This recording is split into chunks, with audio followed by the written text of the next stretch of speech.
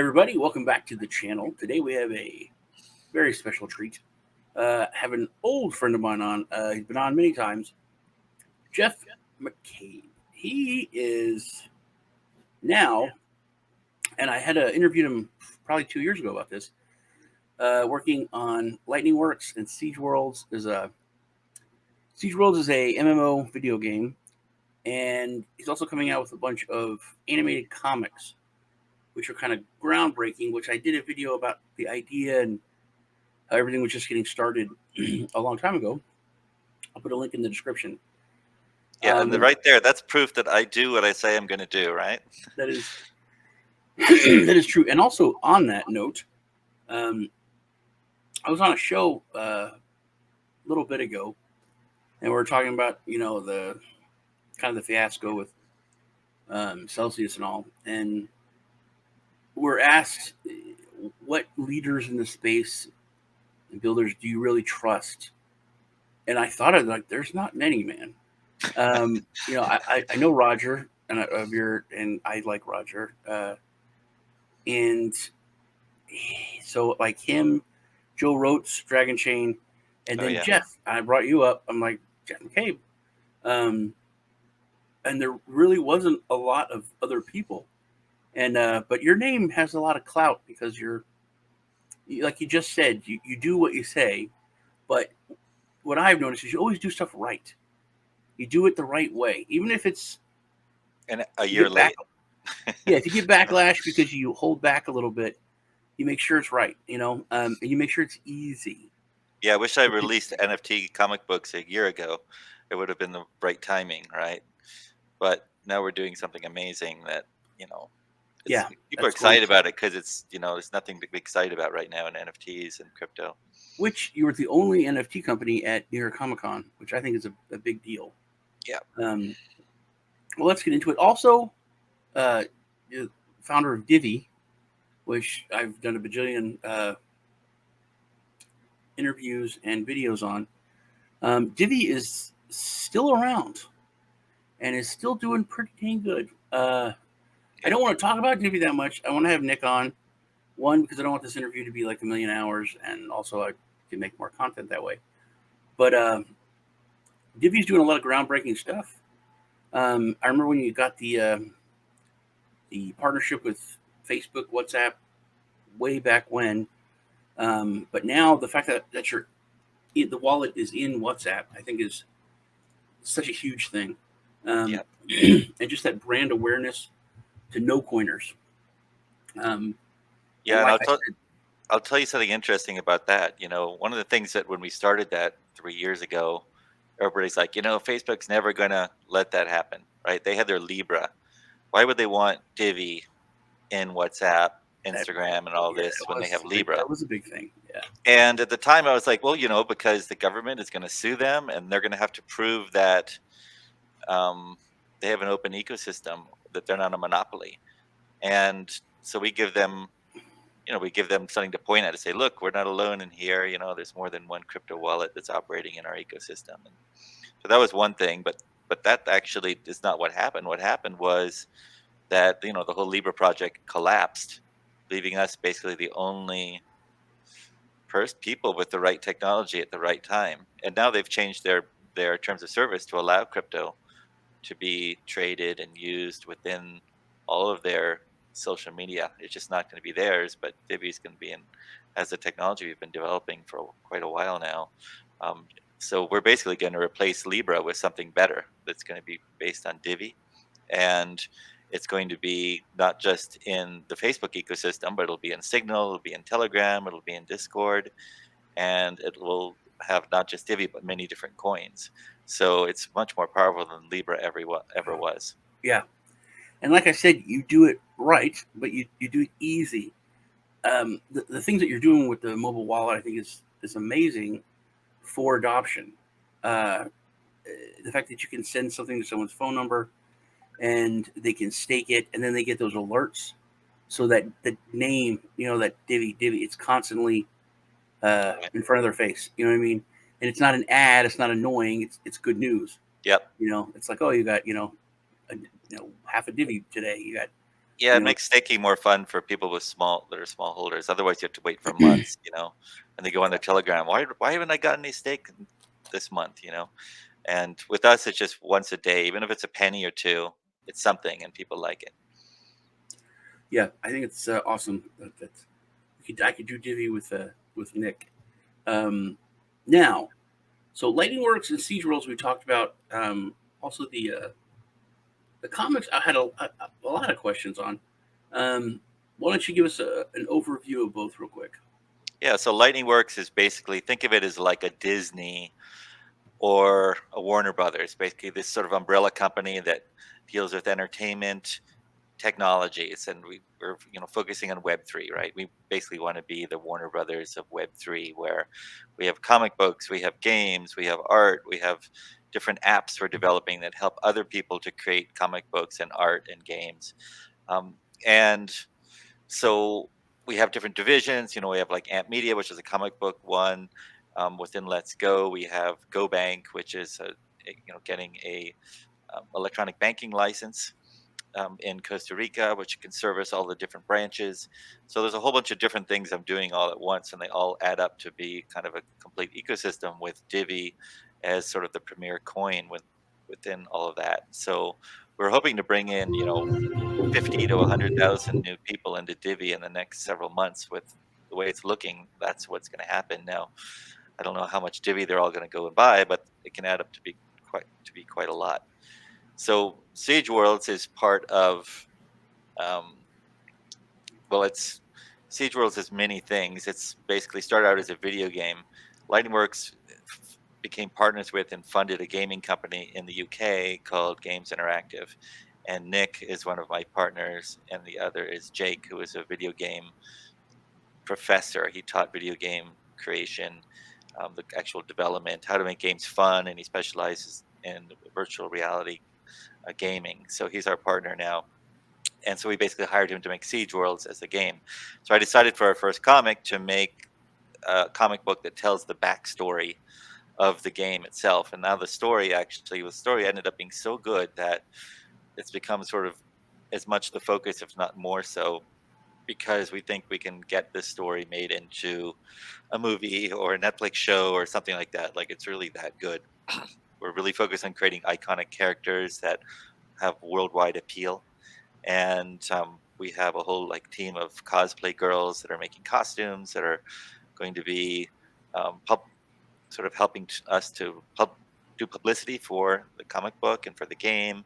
They'll be streaming the game, playing it in costume, and doing all kinds of things, interacting with influencers, I greeting our saw that. fans, I that saw kind of that, stuff. and I just want to. That's when I said earlier you do things right.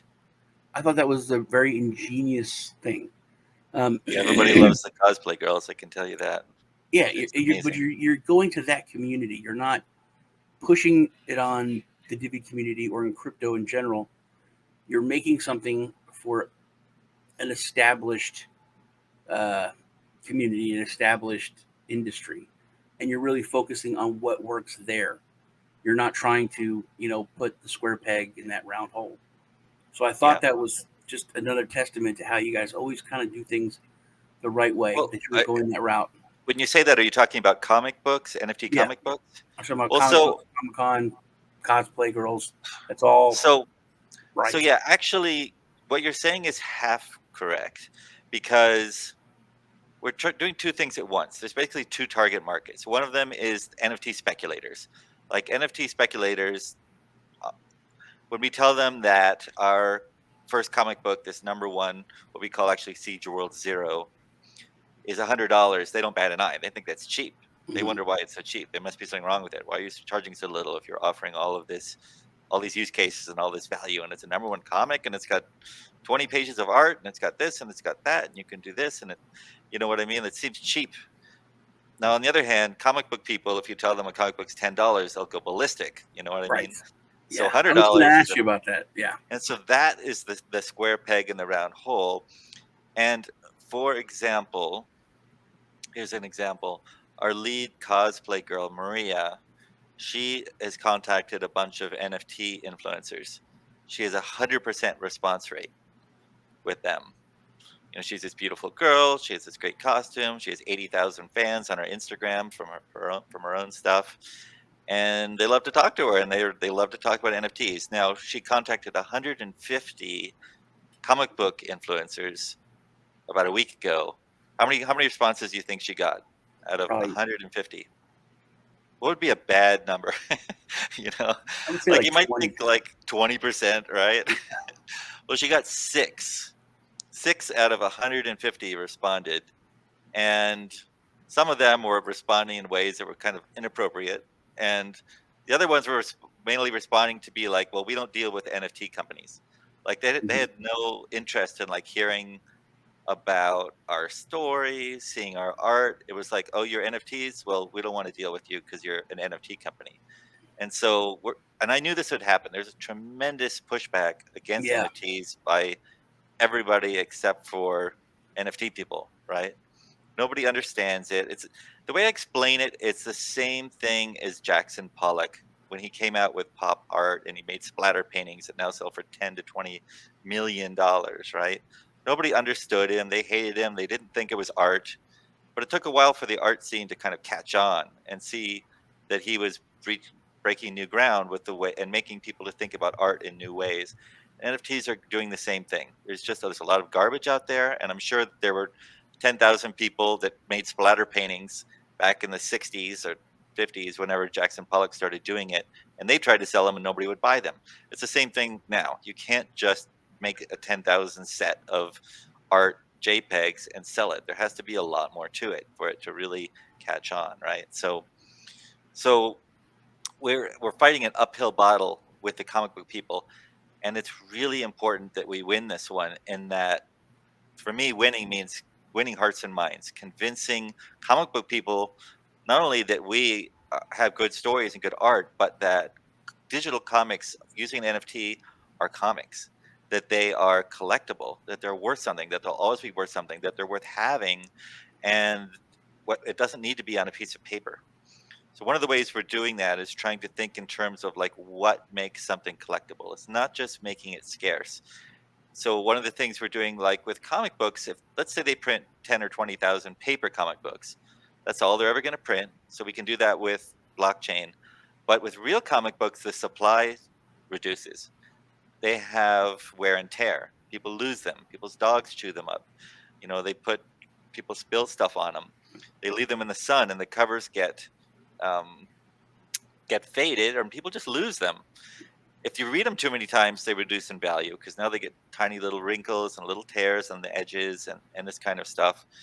So, so only a few people out of those 10 or 20,000 that are printed really stay in absolute mint condition. People put them in bags. You know, they don't even read them. They buy one or to you have to read buy and not two to read. two copies of it when you buy it. Exactly, right? And that's what I would do. If I really wanted something, I'd buy more than one. I'd only read one. The others I'd put in Mylar bags, right? So how can you recreate that? You know, this idea of the supply being reduced over time.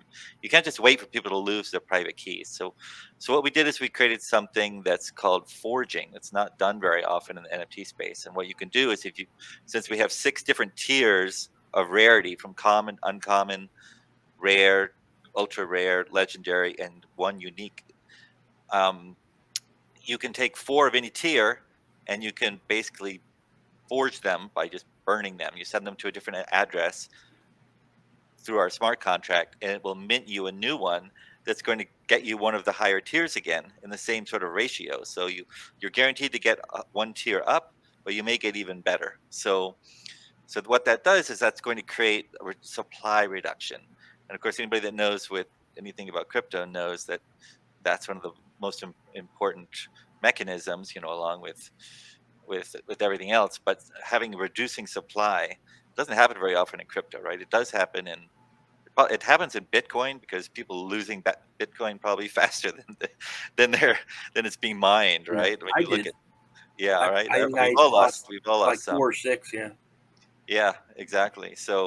Um, so basically, we found a way to basically sort of take care of that dynamic, the supply reduction that happens. And we have another thing that we're doing that I haven't really announced yet, but we're trying to find a way to kind of create this sort of wear and tear idea. it won't be wear and tear, but it'll be something that's similar that creates a different sort of feeling, because you really want people that get these digital comic books to feel like they're a comic. Like I'm a nutcase about it. Like I tell my people, like, you have to, like, when the reader, when you read it, it needs to feel like a comic book. It needs to be that when you turn the page, you need to hear a page noise. You know, you need to see the page turn over.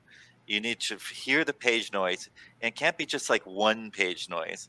You need to have like 10 page noises. Then you want to vary those page noises.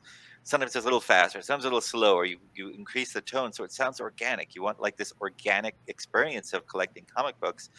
If we're going to win the hearts and minds of comic collectors, we have to go really, um, I think, pretty into the details of what makes people passionate about them.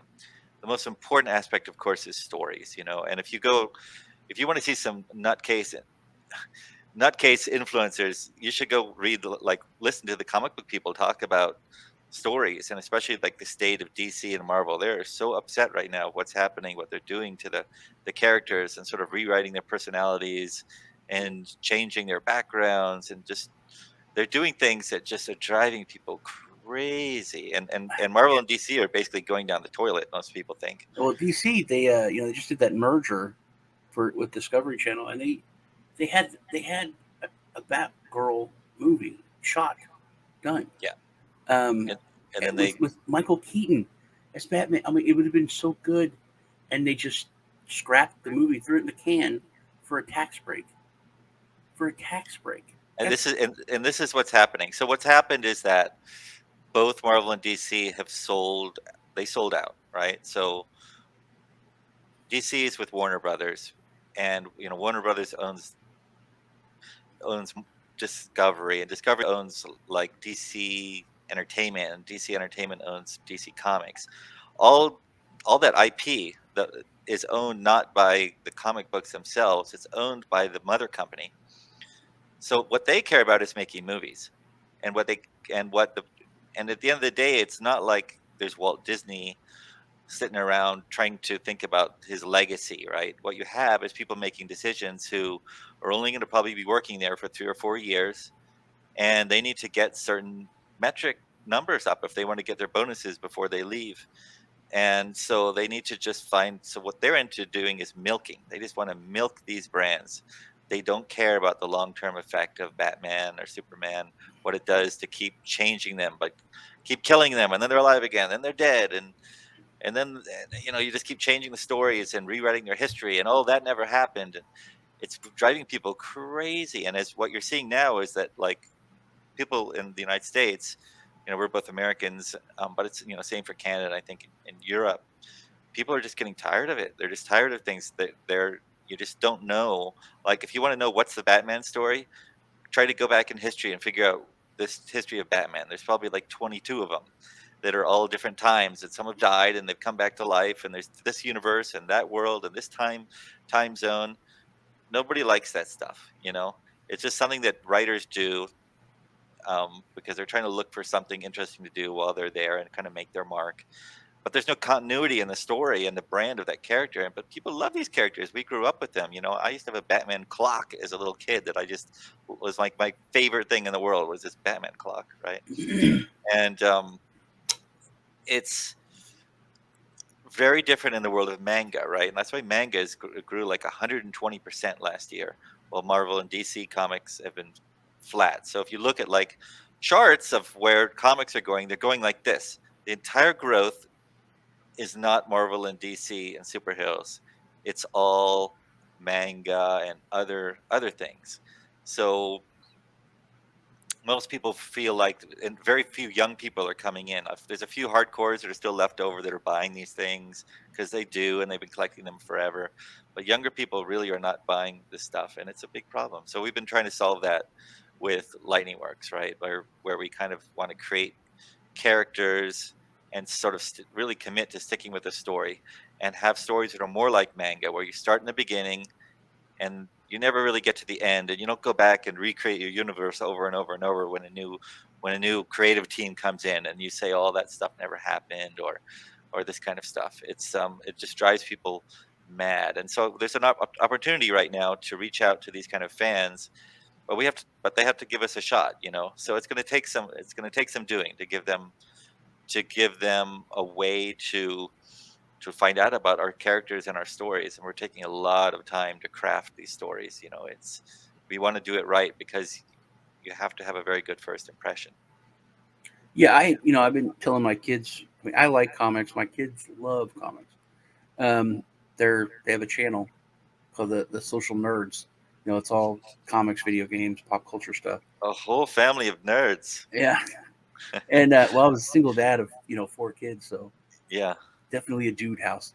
Um, so my girlfriend, like when they were kids, she came over and she's like, "When I come over here, it's like coming to a frat house." Like, what are you talking about? It had the like the arcade, those basketball hoop things in the arcade. We had one of those in the living room. It Yeah. was I see definitely a some right dude behind house. you too. Yeah, but but I told them about it, about the comics, and I was like, yeah, they look really good. Those stuff I told you about, like a year or 2 years ago. They got it all done, and they were like, oh, that's cool. I said they're, but I told them the price, and they're like, what is it, the greatest comic ever? So it's like, the first thing.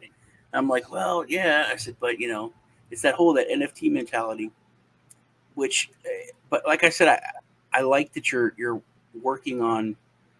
It's kind of like these are really good comics improved, not these are NFTs with comics. Right. It's the fact that the comic is the main focus about that. So I was going to ask you if they do have sound and all that. You kind of answered all that.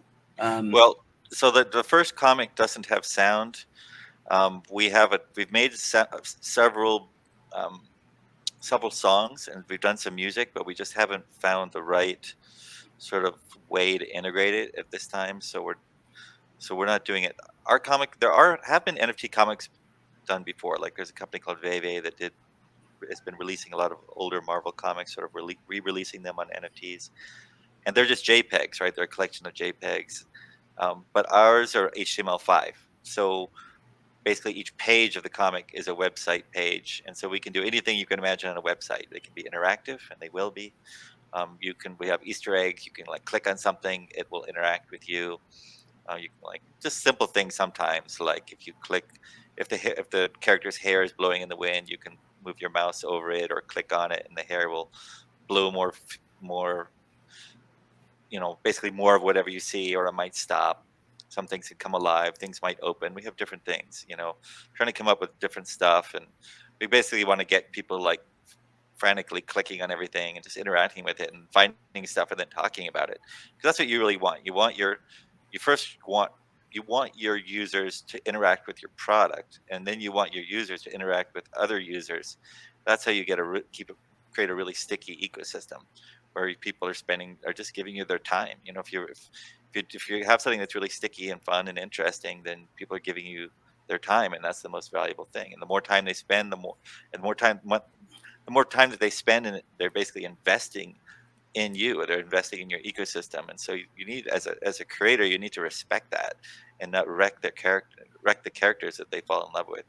And that's a challenge, right? To always come up with something new, especially like with let's look at Spider-Man, or even Superman is even a harder one. Like he's been around forever, right? And although they've recreated the world every once in a while, you still have Superman is who he is, right? They don't want to You don't want to change it too much, and he's got all this stuff he's done, all this stuff he's said. You end up with a lot of sort of what I call story debt, right? Anything you tell now has to respect all of that. So how do you do that? It's a little harder when you're starting with something completely new, like with manga. It's completely new to people.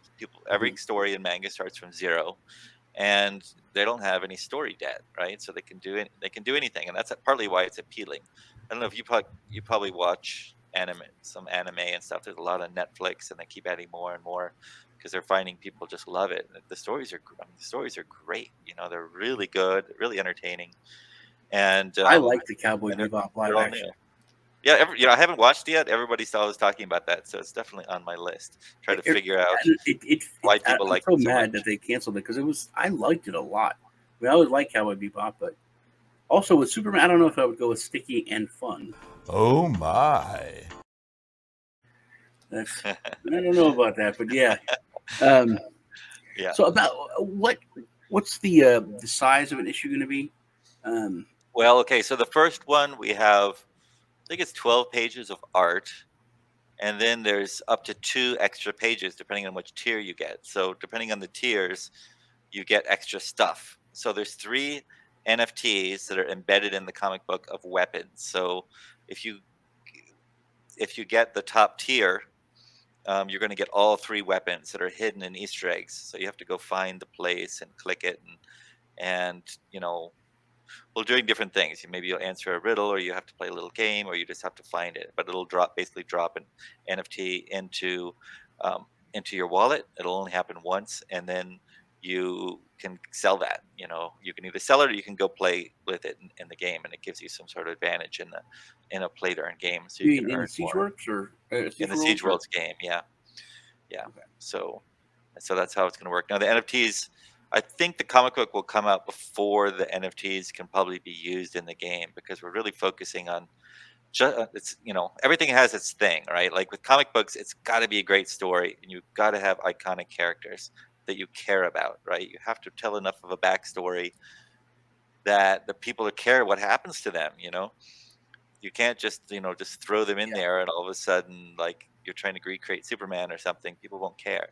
So you have to give them weaknesses. You have to give them something, that drives them, that you want them to succeed. You want to give them an evil villain that's more powerful and more devious than they are, that makes you worry about them because you identify with them. So that's comic books. With games, though, it's really about making it fun. It has to be a fun game. It doesn't matter how good the graphics are. I mean, you know, Minecraft has the worst graphics of any game ever invented.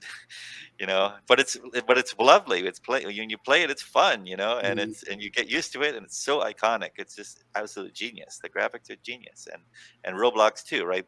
These are 2 games that took off that are amazing. What is it about Minecraft and Roblox that attracted so many people? Well, both of them are very iconic, and they're instantly recognizable. You take a screenshot of either one of those games, people can see instantly what it is. So that's important. The other thing is they that users can create stuff. And with users create stuff, you don't have to try to figure out what users want, because they're going to tell you what they want, and they're going to make it for you and entertain your other users, right? So we're looking at different dynamics in with Siege Worlds to try to make it so users can participate in helping create the game with us. And so we have some ideas of how that's going to happen that we think have never been done before. Now, you've got different stories coming out. One will be the Siege Worlds like story, and then what are the other ones? Yeah, so Siege Worlds, then there's one called Throng, which is about 1,000-foot robot that lands in New York and starts destroying New York. All of these stories are what I call onion stories, where things are usually not what they seem to be. There's more to the story, and as the layers of the onion sort of unwrap, you go deeper and deeper and deeper into what's actually kind of going on. And so that's one. I've always wanted to do like a giant robot story, so I decided to make our robot really big. It's much bigger than any other robot that's like been in these other things. I'm like, literally, like, Godzilla would not even come up to its waist. So I think Godzilla is like 300 feet tall, and this robot's 1,000 feet tall, right? So so that's one story, and then we have a children's story called Luma and Me, about a little girl who befriends a dragon and climbs on its back out her window and flies around at night and having different adventures. And that was kind of based on a story I used to tell my daughter, because we saw I forget which dragon, how I think it was How to Train Your Dragon, and she loved it. So I wanted to put her into a story like that. So then I decided to make it into a comic book, and so then we have one called Anastia, which is um, a girl that is killed by a vampire when about 150 years ago, and she wakes up 150 years later, and she's half vampire and half fairy. She doesn't remember. She doesn't really remember anything. She doesn't know what her powers are, and she so has to go through a voyage of self-discovery and try to figure out, what happened to her and why. And it's fun, because she's kind of I don't know if you ever saw the old mermaid movie called Splash, but she kind of has that type of character where she's kind of like very innocent, Mm. but she's also like craves blood and is extremely dangerous, right? So it's been fun trying to Like write that. Marceline from Adventure Time.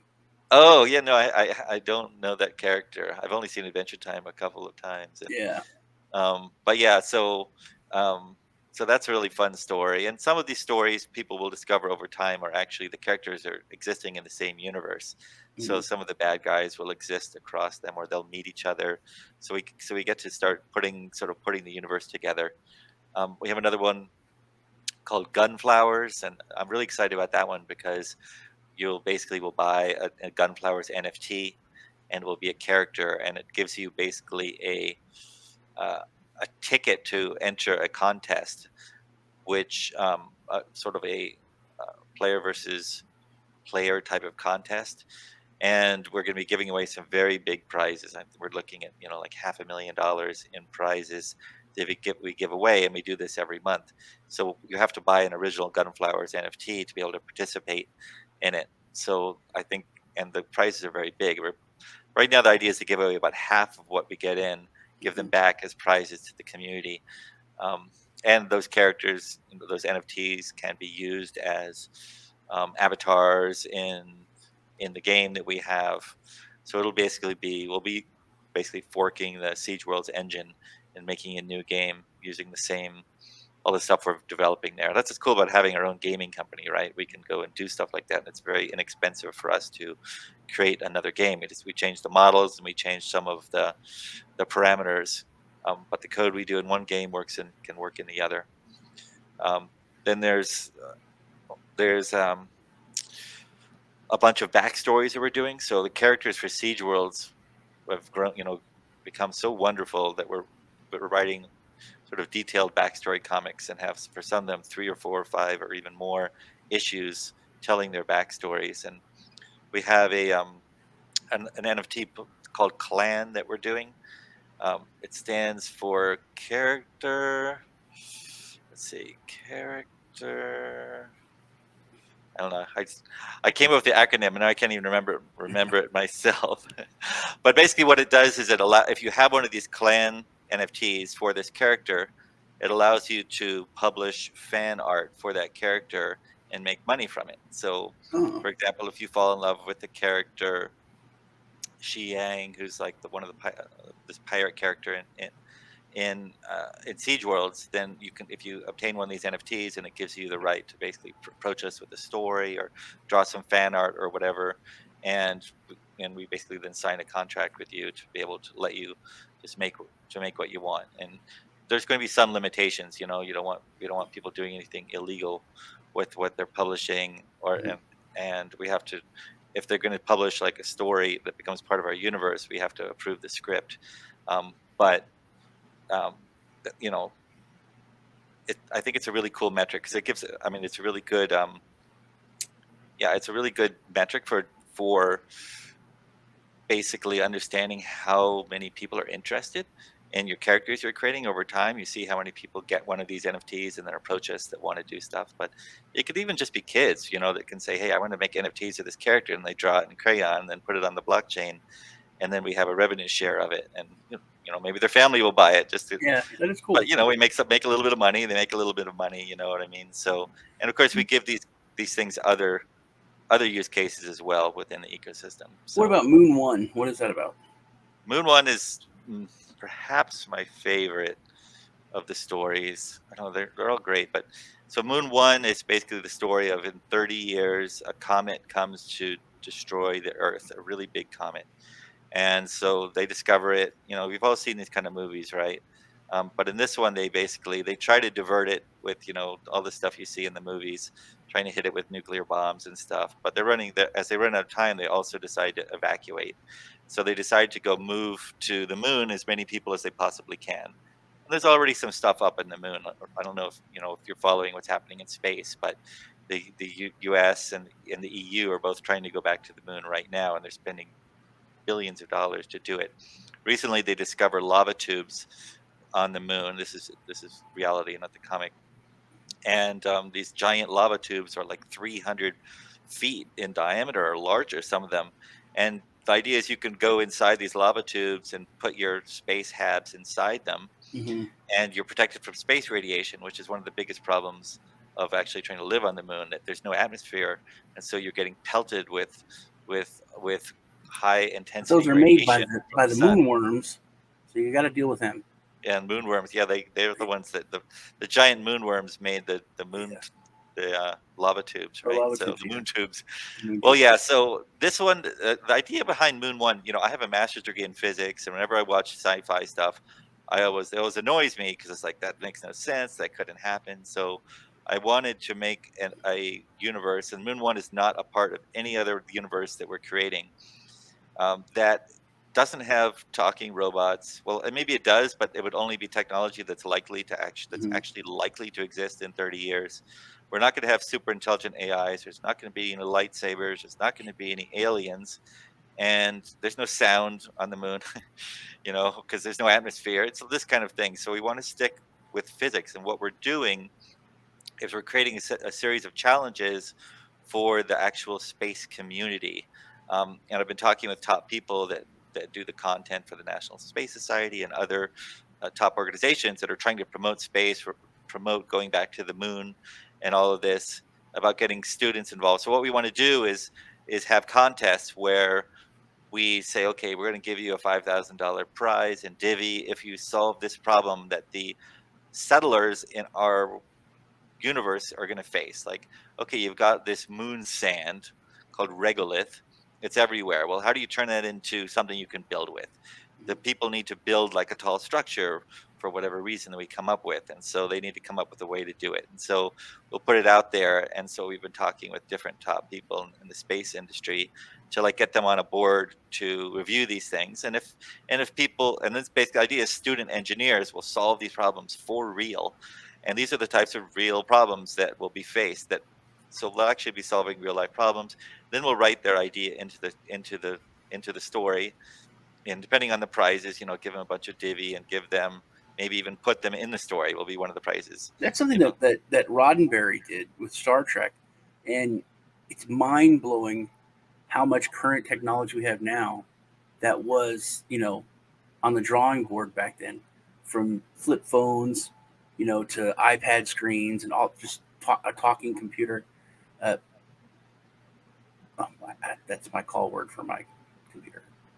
I yeah, don't like saying that word, but but because they did that, they tried to keep it somewhat grounded in real science, and because of that, it the holodeck. There's so much that I think really helped forward that, because I think when you're dealing, this is getting philosophical, but when you're dealing with those people, a lot of times their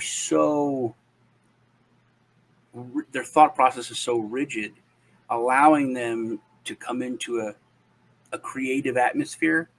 I think that furthers science in general, because it helps them to step out of their bubble into a much more creative atmosphere, and think outside of their own box. I think that's really cool that you're doing that. yeah. Um, It's very difficult because you have to not just create a universe, but you have to try to not make any mistakes. Like, you have to think about, like, well, what would they be wearing? What would the style look like? What colors would they have? How do they decorate themselves? If you see how just fashion has changed, like when I was a kid, it was really radical if somebody like had a nose ring, right? mhm. Like, they wouldn't let you come to school. You know what I You mean? know, You that was couldn't get a job if crazy. you had a nose ring. You Yeah. know, no, it's totally normal, right? There's grandmas with nose rings, and and and so things are changing. So one of the things we did in Moon One story is that people have tattoos, and the tattoos are glowing, and they can be animated. So you can basically do a tattoo that has like three, four different positions, depending how much money you want to spend, and so it kind of like blinks, and people can kind of like Oh, yeah. turn them on and The off. only people that went to prison had tattoos. That was another one. Yeah. Yeah, that exactly, right. And so now everybody's got one, and I don't have one, by the I don't way, have but one. so Me and so you you are have like the only so you people. have to think about all these kind of things, and you do the art, then you go back and you're like, wait a second, like we should have done this, or we should have done, like, what do the cars look like? Do people even like, like glass might even be different. The way windows are, what materials are they using? Is there even wood in the future? Do they cut down other trees? You have to think about all this stuff, and trying to think of it. And so we kept having to go back, and at some point you just kind of give up and you just have to do what you can do. But it's funny, like when you look at Star Wars, a movie that's done in the 70s, it's like, everybody looks, everybody's got 70s hairstyles, Yeah. so this kind of stuff, or they've Or got, Star Trek, everybody's got that, their mini lapels skirt. are too big Yeah. on all the space stuff, Yeah. because, and it's part of what makes a movie kind of look dated. That's why it was so neat with like Blade Runner or like, Aliens. yeah, a lot of these movies, they hire designers. They start with artists that like draw everything, the whole world that they're in. They really think it through. I wish I had that kind of money and that kind of time. I was a fashion designer for years, so I have the ability to do that if I had all the time, and I would love to do it. And that's what I will be doing once I'm retired from crypto and made my billions or whatever it ends up being. I'm gonna just focus on stories and creating these universes. So that's one of the things like we talked, you talk about with NFT space. One of the biggest things people want to know, like, is this, how committed are the founders, and is this a rug pull? Are these guys really going to do anything with this project? Are they really going to build the metaverse? Are they really going to make the video game? And they're making, they're raising money using NFTs, and there's no way they're going to deliver what they're saying, because it's not enough money. You can't make a metaverse for a million or two. Like a good metaverse, you need hundreds of millions of dollars, right? And so it's very different with us, because I'm really committed. And even if nobody's like, if this never becomes $1 billion thing, I'm still going to be doing this because it's what I'm passionate about and what I want to do with my life. So when you have that kind of attitude, I like to believe that eventually you have a lot of stuff there, like, because these stories will go on and on and on, and I'll have them made one way or another, even if we have to go to black and white at some point What's the and give them away roadmap? free. What's the roadmap as far as them coming out? Well, okay, so we're going to start with the first one, um, probably in around a month. I'm not supposed to say this, but nobody watches these Yeah, YouTube it's me anyway, and you, right? man. It's me and you. So We'll fix it somewhere in before. about a month, we're trying to shoot for. Mhm. We'll see if we really get it together. But you'll be basically, people will be buying an NFT that is like a certificate where, first of all, we're going to be giving away 777 for free, and we're going to be selling 777 as the Genesis NFTs, and the Genesis ones will be minted numbers 1 to 777, and those are going to have special superpowers. You're going to get a lot of free stuff. People are really going to want them, and your only chance to get one is going to be when we launch this thing. What you're going to be getting, though, is an NFT that will be tradable. It'll be relatively inexpensive because a lot of people want to buy them. On what And blockchain? yeah, it's going to be on Ethereum blockchain. You'll have to pay the minting fee, Okay. so whatever that is, $10-15. But there'll be 777 that are the Genesis. Then there's going to be the next 777 mint numbers, will be 778 to whatever that is, 1554, something like that, will be the free ones. And then after that, we'll have the rest. It'll be 7,777. We'll be releasing in tranches over time through December, January, something like that. We don't know what the prices are going to be, but the idea is to keep the prices low so that more people are buy and that want these things. And we're going to have this foraging, right? So the supply will be reducing, and as before we even release it, we're already going to be into new comics coming in, and so there's going to be this massive Will influx of forging be stuff. released at the same time as the main I release, or will it come I later? Okay, so this is how it's going to work. You're going to get this NFT. It's going to be a certificate. It'll be basically a generated art JPEG, probably, of one of our characters. They're going to be tiers, so there'll be some be more rare than others, and they'll all be different. So people can use them as their PFP, right? And at some point in the future, when the comic book is ready, we're going to airdrop to the owners of all these things the actual comic book. So we're going to have this situation where people are not going to want to sell them because they're going to want to wait until the airdrop happens to get their comic book. Hmm. If they sell them, they're not going to get the comic book. Somebody else will. But we're going to be generating massive new influx of people coming in. So we think we're going to create an a situation of massive desire and nothing for sale, because of the way we're doing it. And we have some really good experts on the team who've done a lot of launches of NFTs, and they are saying that what we're doing not just is like the best NFT project that's ever been done. Like we have so much cool stuff. The artists are so good. Our stuff's animated. It's just on every single level. It's incredible, right? And so there's everybody that comes in and looks at what we're doing is gonna stay around and is gonna be paying attention. And every influencer we're talking to is like, "Oh, this looks really cool. I want to launch this." Because at the end of the day, people like you rely on making good recommendations. It's not financial advice, but you're talking about cool stuff, and people rely on you to bring them cool things to consider, right? So if you have something really good, the influencers want to push it. So we're pretty sure we will get every legitimate influencer Yeah, and I out was there really will excited get. about this, year and a half, 2 years ago. So I'm really excited to see it come to fruition. I'd like to pivot, and I'll probably do two shows on this, um, and talk about Siege Worlds.